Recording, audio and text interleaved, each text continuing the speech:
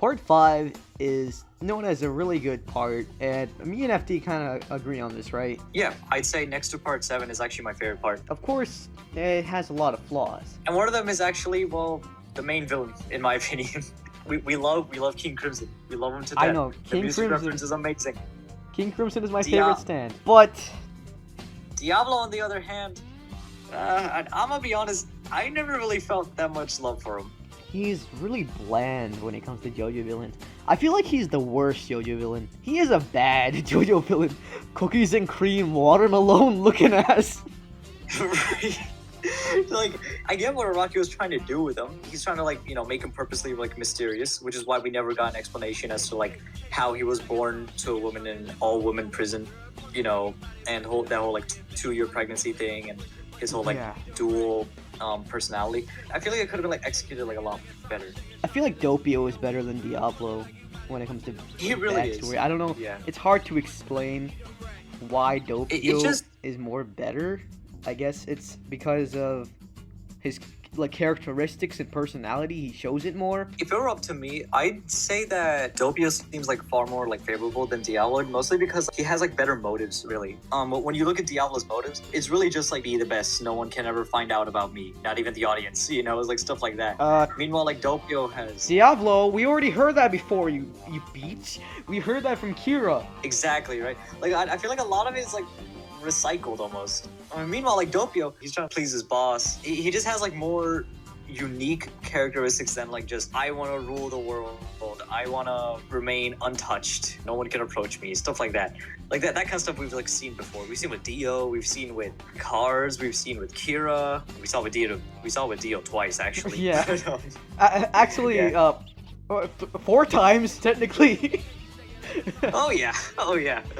Which version of the Diavolo do you like better? Shadow Diavolo, when it was all mysterious, the mystery of King Crimson, or stripper-looking Diavolo?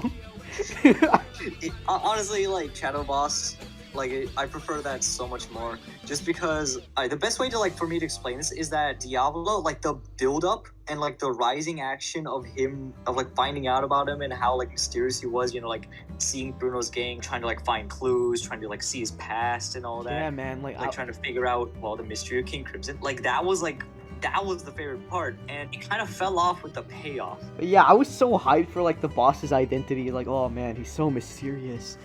And then when Diavolo was revealed, I don't know, it was kind of overwhelming. Everything, like, I feel like he needed more time to develop as a villain. Honestly, I've seen this like a lot of like works of fiction and stuff where the twist and like the big reveal would have worked better if it was at the midpoint of the story instead of towards the end. And like, you know, you kind of saw that with like King Crimson where it was revealed like at the midpoint of the story, which made it work so well. But Diavolo, it would have worked better with the identity in this case, is what I'm trying to say. Maybe if they shed more light on like Diavolo's relationship with Trish's mother, maybe that would have been a bit better. And I feel like I don't know, like the whole reveal really come to the level of my expectations.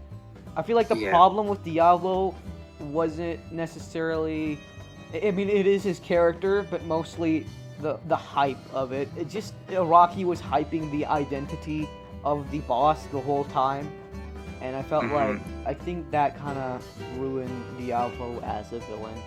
What happened was that Diavolo's whole character is about like keeping his identity like secret, right?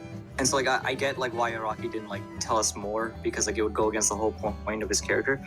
But if it were up to me, I would have made Diavolo's character like different. I wouldn't have given him that aspect of like trying to remain hidden, because you know you see it here. Like it hinders the story. In my opinion, you really shouldn't include that. And you know, you can see Araki kind of did that again with Pucci.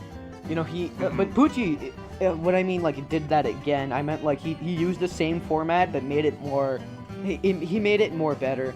Like, with introducing Whitesnake first. It was, you see that kind of with, like, every JoJo villain. The one that comes after it is, like, an improvement on the one that came previous. Or at least attempts to be an improvement.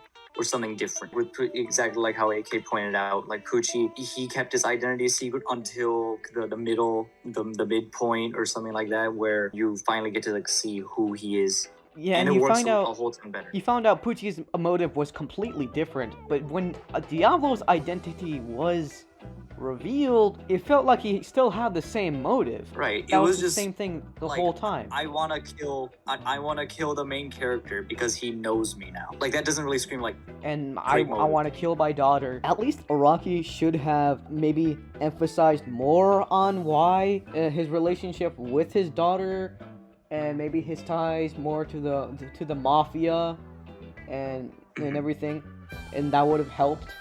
But I know he was trying to keep that secretive identity as his whole character, but he could have still do that while shedding light on his relationship. So, at the end of the day, I mean, Diavolo isn't some funny Valentine who was a great villain, by the way. He was just a mediocre, typical anime villain. And I mean, Araki learned his lesson. He improved with part 6 and 7, especially 7. We are the Morioh citizens. And we'll see you guys next time.